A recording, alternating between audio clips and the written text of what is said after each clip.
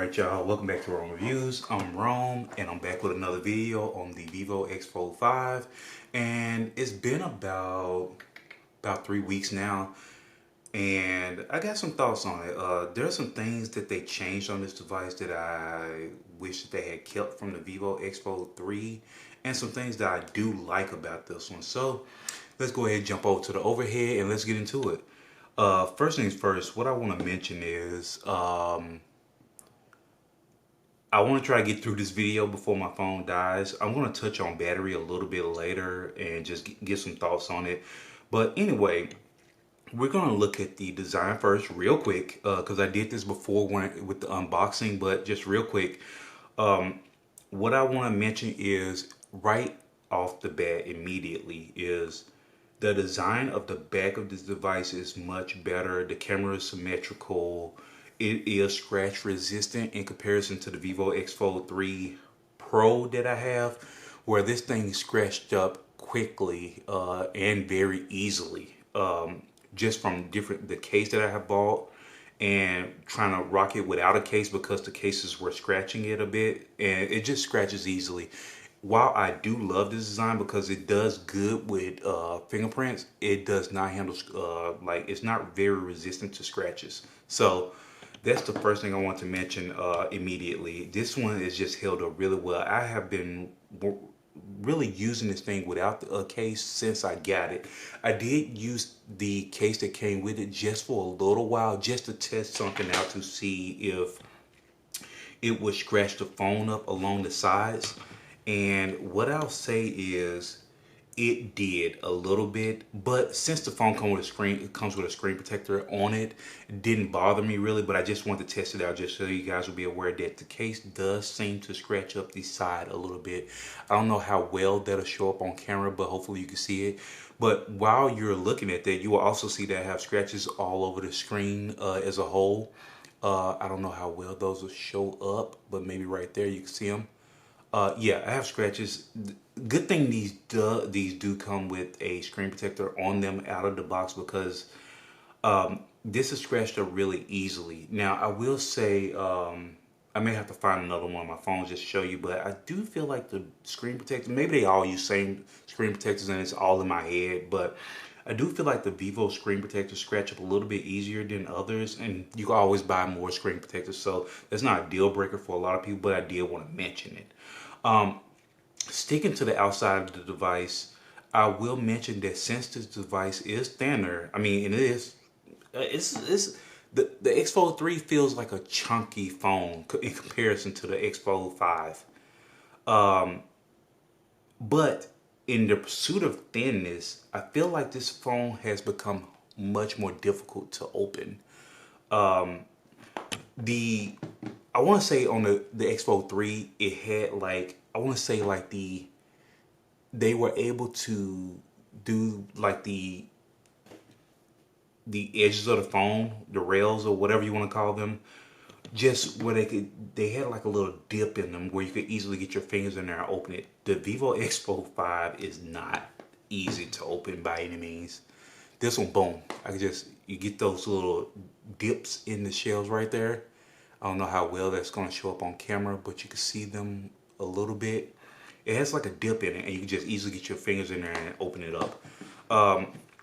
This one, not so much. You really have to kind of angle your thumbs a bit or just dig in really deep to try to get this bad boy open. As far as the phone goes with where you can angle it, I think it's very well. Now, if you're using your phone like this, once it gets to a certain point, it is going to close on you. So I would say about right here, right there, would be the safest. So, yep. Anyway, I don't know. I know some people care about that, the hinge tightness, because I've seen videos where the Z Fold 7, you can have that thing open at almost any angle. And I know some people care about that. I'm just not one of those people. So just want to mention that for those of you that do care.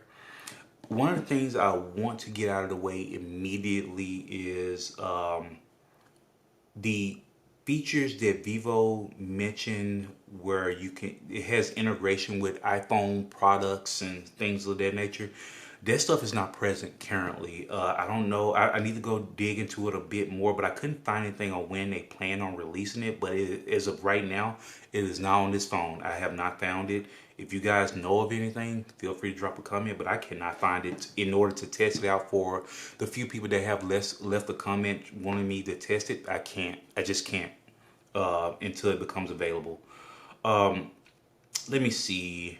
I think those are the things. So I did mention in my unboxing video, but I really, really wish Vivo had kept their fingerprint reader in the screens as opposed to moving it to this button. It's not a deal breaker for me, but I'm left-handed, so I typically have to. If I don't set it to unlock when I bump my finger across it when I'm holding it, then I typically cause the phone to lock out for a moment, and it makes me type in my pen. So to avoid that, I just kind of try to set my both fingers. Like if I happen to pick it up with my right hand, of course my thumb is right there, and vice versa with the other finger. It works just the same very well. And I mean, but with that being said, it is accurate. I never once have had it like not work. I haven't tested it with wet hands or anything like that, or if I happen to have water on my fingers or on my thumb or anything like that. I haven't tested it. But when your fingers are dry or whatever's going on, even if you bump it by mistake really quickly, it'll unlock. I mean, it's very snappy. So I give them that. The other thing I actually mentioned this previously, the action button or whatever Vivo calls this button. Let me see if I can find it real quick. Uh, is it quick action or whatever it's called? One moment, I'll get that button. Shortcut button. So they call it the shortcut button. Out of the box, what will happen is you can set that button to tap, and you can set it to a hold, and what it'll do is switch between it basically becomes an alert slider, but not as smooth to me because there's some time you have to waste between each one. If I hold it, you have to hold it for just a second, and then it'll switch between. But with the alert slider, just boom, boom, boom, boom, and you're done. But I don't know. It's okay. I still prefer the alert slider, but I mean, I don't hate the button. I'll say that. And you could check different things. So for here, you can have it to do the camera. I pretty much I've seen very similar menus between the iPhones and different phones. They have like the action slash shortcut button. So I don't think this will be new to you guys. You can go ahead and set it. Initially out of the box, like I said, it was set to be able to just switch between ring and vibration initially, and I switched it to where you could do all three with the button. Um, like I said, I'm not in love with it, but it's okay. I don't hate it. Moving on. Let's see. One of the things that's really grown on me is Vivo's software with this device in particular. It hasn't come to the X Fold 3 Pro, and that could be due to partially to the fact that it is Fun Touch, and they kind of leave Fun Touch a little bit behind when it comes to features. But on the X Fold 5, what you can do is let me just put anything on. So, or nothing. What you can do is slide up from that corner and your different apps will open up here. I'm not going to open my FedEx one because I think that one has my address or whatever in it, whatever information. But I can do Reddit.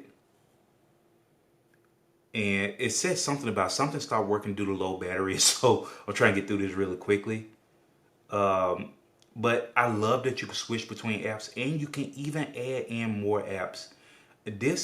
I've really, really, really grown to enjoy this. Let's just do Blue Sky just for the heck of it. I haven't even signed in to Blue Sky on this one. But I really enjoy this feature in particular.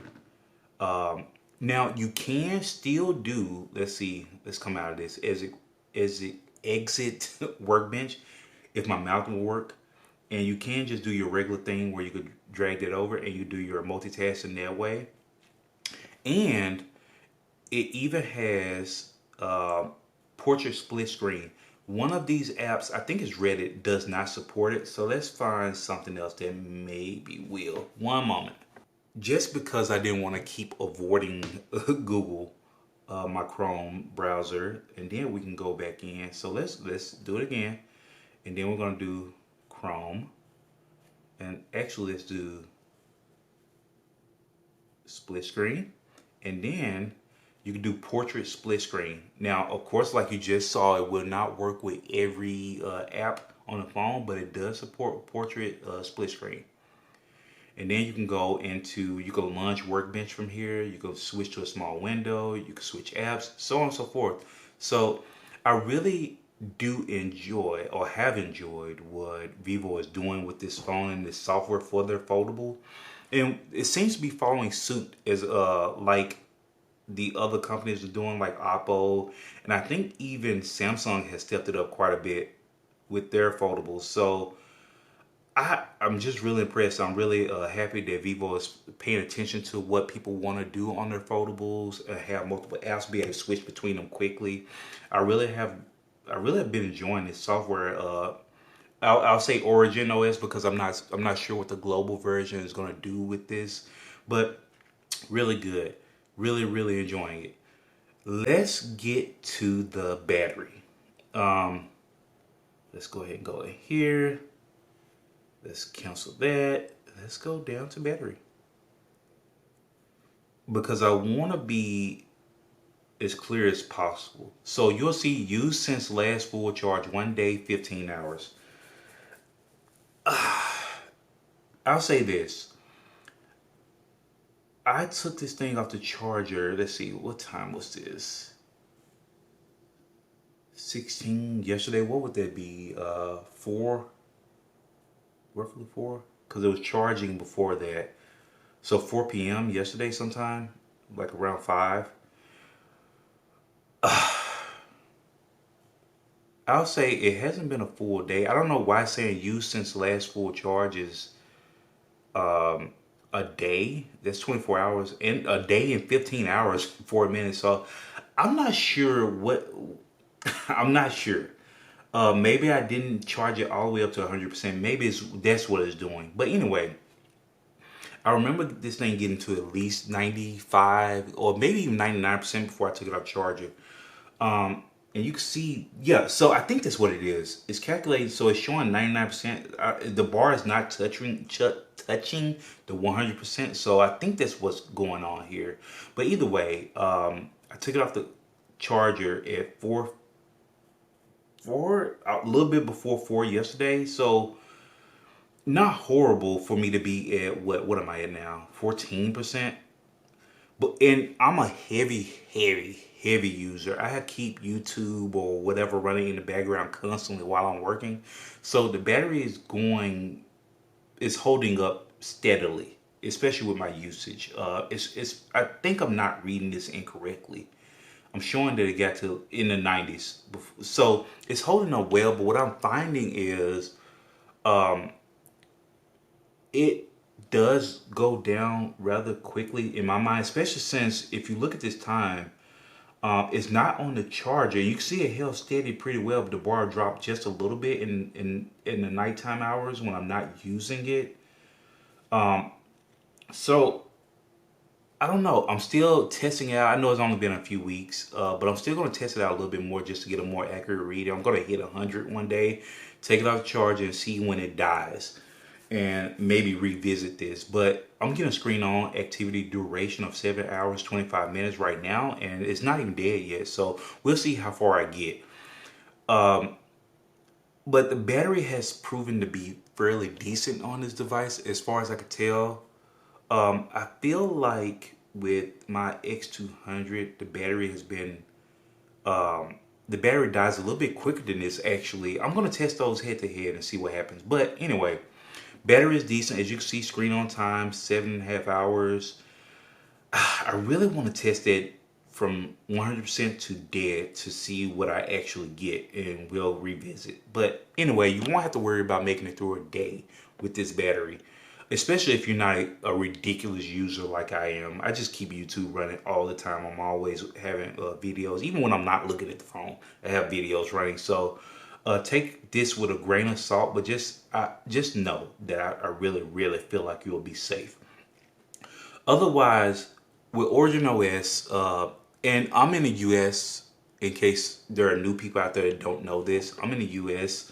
As you can see, I have 4G up there right now, if that's coming through on camera. And that's because this is AT&T. If I had T-Mobile, I have another SIM card around here in one of my other phones.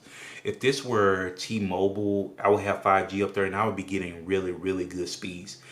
I just have the AT&T card in there. I plan on switching eventually, but I have my AT&T card in there because it has my main phone number on it, and this is how I let everybody get in touch with me. So even though it is 4G, the speeds are decent. It won't blow your mind by any means because it is 4G, but it is consistent. And even when I'm going through some of the more rural areas in my area, the signal seems to hold strong. Yeah, that's really all I can say about that. It's 4G. I won't beat that. I won't beat that. It's 4G. It's not spectacular by any means. When I have my other SIM card in here, the 5G speeds are really good. The Wi-Fi speeds are good. It does recognize Wi-Fi 6. Actually, I feel like I screenshot the Wi-Fi 6 speeds on here. Give me one moment. Let me see if I can show you guys that. All right, yeah, I think it's safe to show you guys this. So jumping back in here, you can see that it recognizes Wi-Fi 6, and the speeds, I'm getting almost a full 1 gig down that I'm paying for. So yeah, I mean it's really good. I mean, everything works really well in this phone, and like I said, I won't beat this home anymore. Anything you guys want to see outside of the Apple testing stuff, because it's not available right now, excuse me, as soon as it becomes available, I will test it. I'll jump right on it, and I'll jump through all the hoops I need to jump through to get it to work, even if I have to figure out how to get an Apple Watch. But yeah, until it becomes available, I just can't test it. I mean, obviously. But anything else you guys want to see on this device in particular, just let me know. Drop a comment down below. And I just want to say thank you to everybody for showing the love and subscribing to the channel and everything. It's really helped a lot. As I'm continuing to grow a bit. So I really appreciate all of that, all of the support, all of the comments, the likes, all of it. So really appreciate you guys tuning in. And until next time, before I close it out, because I always remember things at the end of my videos, I have ordered the Honor Magic V5. Goodness gracious. And it is on the way. I'm not sure when it'll be here, but once it gets here, there will be content coming, head-to-heads and comparing software and showing the differences between them and just things of that nature. So if whatever you guys want to see in that comparison, because I don't want to do like a shallow comparison. I want to dive deep into the software and see like what people would like from each device and let them choose. So if there's anything you want to see in those head-to-heads, let me know and we will test them out. All right. Until then, I will catch you guys later. Later.